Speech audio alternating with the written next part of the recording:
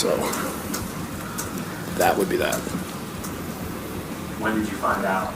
Last night about 10:15. We thought he was sick yesterday. They ran more tests. So with Trevor being able to practice yesterday, that'll help us. Is this going to be more than just a 1 week thing then? It looks like it. Good thing we got the early bye week. I don't want to put predictions on anything. I'm just glad we got the bye week when we do. And that will be that, he says. After hosting the Browns on Monday Night Football, the Jets will have 4 straight games against playoff teams from last season. That includes 2 against the Patriots. So it does not get any easier. Our Jets reporter Rich Cimini joins us now. And Rich, the Jets coming off the practice field. Obviously, this is not unexpected. How did things go to this point today? Well, I can tell you this, Wendy. This morning in the team meeting when Adam Gase broke the news to the players about Darnold, he told them right away, he tried to rally the team, told the team that, Trevor Siemian has a winning record as an NFL quarterback. He's 13-11 with the Broncos, so he's trying to rally the team around that. I guess if there's a silver lining in this, Siemian did have all the first-team reps yesterday and today because Darnold was homesick yesterday, so he's had 2 full days of practice. Tomorrow's a recovery day. They'll be off, but they'll have another full practice on Saturday, so Siemian will go into Monday's game with 3 full days of practice. He was pretty good in the preseason on paper. I watched every training camp practice. He was up and down, I have to admit. He had some really good days and some shaky days. So this is going to be kind of a tough spot for him stepping in. Well, and adding insult to injury, there are a number of other players who are in jeopardy for Monday night's matchup against Cleveland. Where do we stand there? Yeah, Adam Gase said today we're running out of bodies. The big news is Le'Veon Bell. He's getting an MRI this afternoon. They're calling it shoulder soreness. Gase did not seem alarmed by it, but yet when a player goes for an MRI, there has to be some concern there. That would be a crushing blow for this team because they're going to be relying on Bell more than ever with the quarterback change. C.J. Mosley and Quinnen Williams also dealing with injuries, not practicing today. And, of course, let's not forget about Demaryius Thomas. Just comes over in a trade. He's got a hamstring injury, not practicing, but he will play Monday. And, it's constant for the Jets. They're just off to a really unlucky start in terms of the injuries. There's no question about that, Rich. Thank you. And we're joined now by our injury analyst, Stefania Bell. We'll go back to the quarterback, Sam Darnold. Again, Stefania out with mono, which is a first for me, at least. What are we talking about in terms of a timetable? When you think about it with young adults, and I guess Darnold qualifies there, look, you don't feel well generally. Fatigue, lethargy, swollen lymph nodes, sore throat, but an enlarged spleen. That's one of the things that you have with mono. And the risk with the enlarged spleen comes with contact. There is a risk for splenic rupture at the very worst. Now, I should emphasize that's rare, less than 0.5% incidence. But for that reason, you have to avoid contact in the early stages of this disease. And I will say I did speak with an NFL primary care sports medicine team physician this morning, and he told me their protocol with mono is 21 days of relative rest, meaning avoiding contact. And the player sometimes feels like, hey, I don't want to be down that long. But he said when you get to 21 days, they're often just still not feeling well enough to be able to play 4 quarters of football. So you protect them early to avoid the contact, to protect the spleen, but then you progress them symptomatically, and it really depends on how you get your energy back and get ready to play 4 quarters of football. Stefania, thank you. Any way you look at it, it is bad news for Sam Darnold and the New York Jets. Josina Anderson, Victor Cruz, Rob Ninkovich. I'm Wendy Nix here with you on NFL Live. Here's what concerns me. You hear that statement, we're running out of bodies. That happens in the NFL, but this is we just finished week 1, Victor. Yeah, this is tough. This is a tough blow for the Jets. Obviously, as you're getting your season started, you don't expect to have all these people out this early in the season. And as far as your franchise quarterback and Sam Darnold, you don't expect him to be out at this point in time. Obviously, something like mono isn't something that you can, plan for, so to speak. So they have to be careful. They have to watch him and monitor him to make sure that he's progressing, that he's getting his emotions back, getting his physicality back, and not being tired and exhausted. But they got to watch it. It's day to day. Mono isn't something that you can just cure. It isn't the common cold where you can just cure it in a couple of days or some flu medicine or whatever the case may be. You have to watch this and monitor this almost daily to see if he can come out of it. And Rob, let's be clear, nobody's going to feel sorry for anybody. It's the NFL. But when you're in that locker room and these guys got that news this morning and your coach walked in and said, guess what, guys, quarterback's out and it's going to be a while. What's that feel like? Well, I'd first think, Mono, what is this, high school? What's going on? I feel like college. Like, what dorm college? was he in? Yeah, I guess, yes. The Stop big sharing investigative sodas. questions, who's he been Yeah, right? No, I think you can see the head coach's body language there. Yeah, you could. When he's talking about this, he was caught off guard. So I'm sure all the players, they're kind of like, well, geez, like, how long That's is he? a new one. That's a new one. Exactly. It's not an injury where you can expect, oh, yeah, okay, a couple weeks, ankle, or it happened in the game. It's get a sickness, and then there's a timeline to this. And, obviously in the medical field, I don't want to speculate how long, but NFL football players seem to come back quicker than most. An injury to a normal person might be half the time for an athlete. So, we'll see how he responds to the medication and how long it takes him to come back. But it's definitely a big blow to them. And when the head coach says, I'm happy that there's a bye week early, it's probably not a good thing for them, especially when you have the running back having an MRI on his shoulder, which is, that's your cylinder, that's your piston there. That's what keeps your motor running right there. Well, JoJo, let me ask you about that, because when we weren't excited about Sam Darnold, we were certainly excited about Le'Veon Bell. It was a 1-2 punch during the offseason.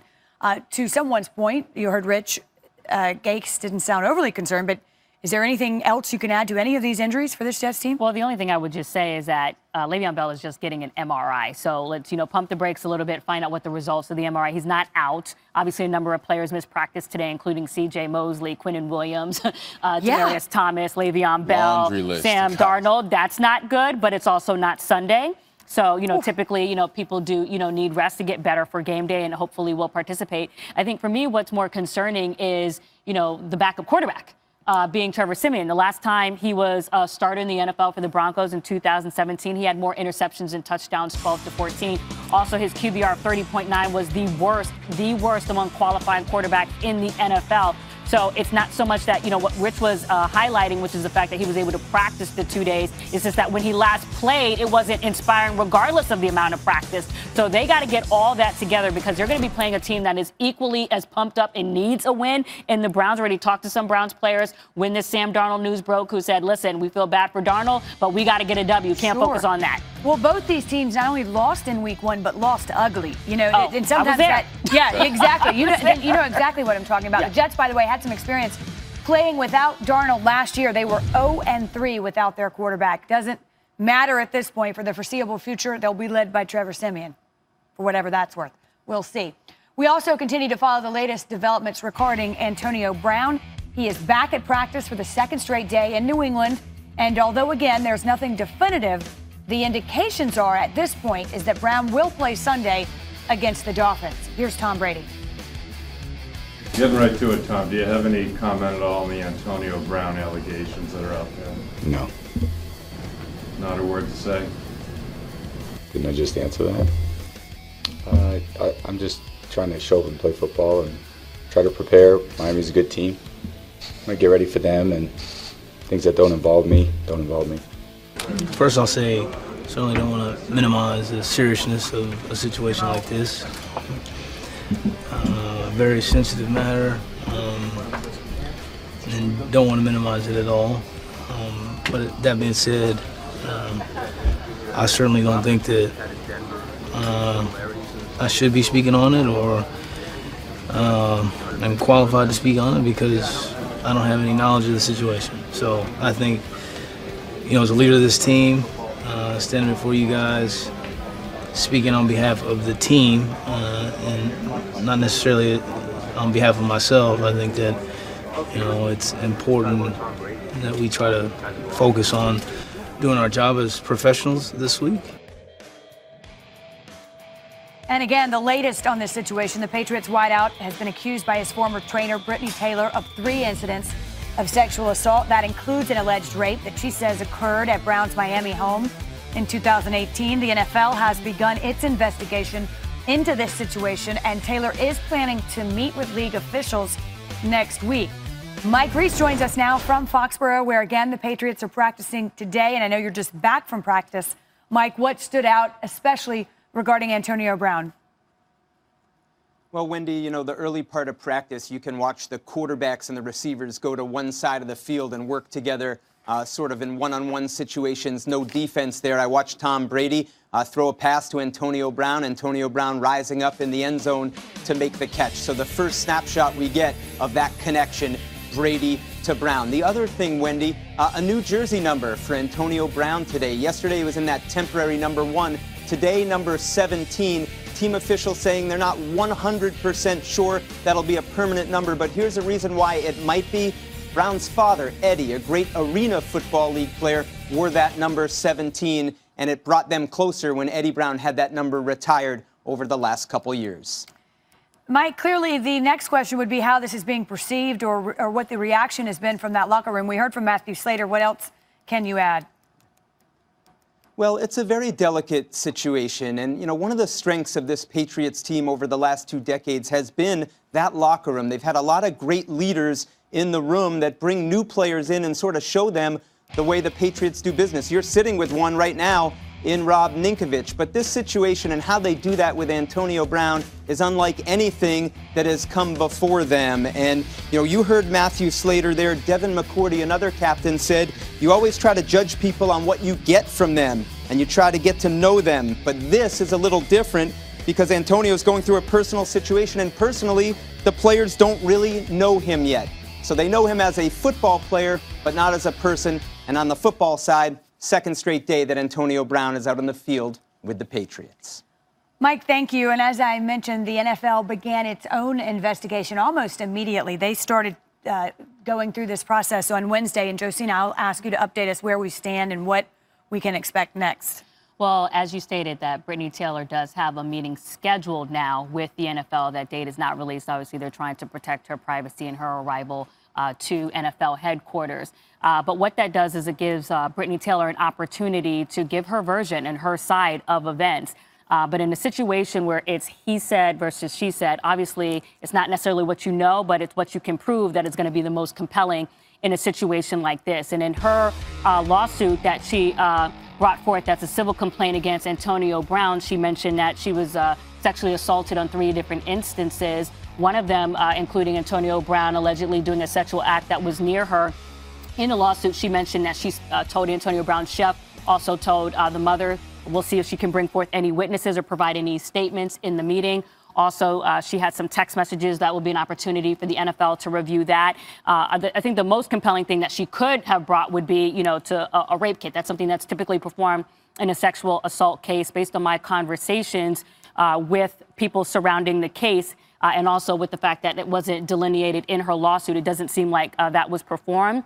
I get the feeling that she may still have her clothes, but obviously that doesn't necessarily prove that it was not consensual. So a lot for her to really not just give her version, but actually support what it is that she's saying, as well as for Antonio Brown to do that at some point as well. Well, what we also know, and this is where it gets tricky for the players in those locker room, is that the NFL investigation will take time. The civil suit will proceed through the courts. There'll be discovery.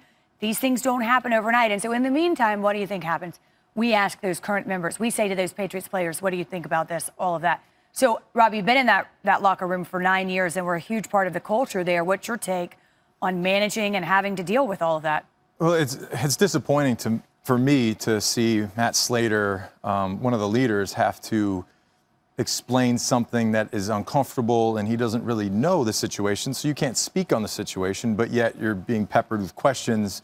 And look, the Patriots week 1 were probably the best in the NFL. And that game is being overshadowed by the issues that everyone sees right now. And you bring a guy in, yeah, he's a great talent, but at what cost does that affect the guys in the locker room? Because they don't know Antonio Brown. They haven't had time with him. There's no offseason. You just know the production that he has on the field. And at what point does production overshadow some of the off-the-field issues? And I think that it's disappointing that they have to deal with that right now. Slater, you know, again, one of the most high-character guys that I know personally and have played with. It's definitely tough. I don't get the whole, you know, bringing a fire torch to a fireworks station. You know, they don't need that right now. But you know, it sounds like you're not for it. I'm not for bringing a guy that has that much baggage on board, especially at this point when they're a great football team, and they have great players. And as a football player, I can tell you this, yes, you build a great relationship with your teammates. But at some point, when you're sitting in your meeting room and you're like, okay, this is my snag route, this is what I run, and then you look over and it's Antonio Brown running your routes or doing the things that you have done for a long time, does that affect you? You're talking about like a guy like Julian Edelman. Anybody in the room, a receiver that has put in training camp, off-season, OTAs, minicamp, and then you just bring a guy in. And look, I'm a defensive end. I'm a pass rusher. When a guy would go on the field on third down, yeah, I'm a little bit like, why is he taking my rep? I want to be out there. That's just your competitive nature. I think that's how you have to be. That's how you're wired, and that's the business you're in. Of course. Exactly. I do want to ask Steve Young, who joins us now, particularly because, Steve, you've certainly been in Tom Brady's shoes, and by that I mean the quarterback, the face of the franchise. What would your approach be, or what do you believe to be the right approach with Brown's situation and avoiding it becoming a distraction? Well, the way to not make it a distraction, Wendy, is to win, right? It inoculates a lot of things, and this one is going to be, this is the story in the NFL, probably will stay that way for a while. And if you're winning, you can see how much Bill Belichick wants to talk about it. You can see how much Tom wants to talk about it, what Matt wants to talk about it. Nobody does, right? And they're in a tough spot. He's burned 2 teams already, and now this. So I think winning will solve a lot of issues for the locker room. I don't know that it'll go away. They'll hang around just because I think that this is a team that probably feels like, we don't need him. We can go win a Super Bowl with this group. And so that's, Antonio Brown, even when they were made the announcement, probably thought like, well, why? We can do this. And so with that, locker rooms are predatory, man. It's a Mosaic law in there. And if these things will hang around, and winning kind of covers it up. But you start losing some ball games, and this thing keeps going, and there's other behavioral issues, or something else pops up. Even as tough and as resilient and as amazing as the Patriot locker room is, it can start to fray. It really is interesting. Rob mentions it, Steve, you mentions it, Victor, as a part of a wide receiving group, and you're in that room and you're going through meetings.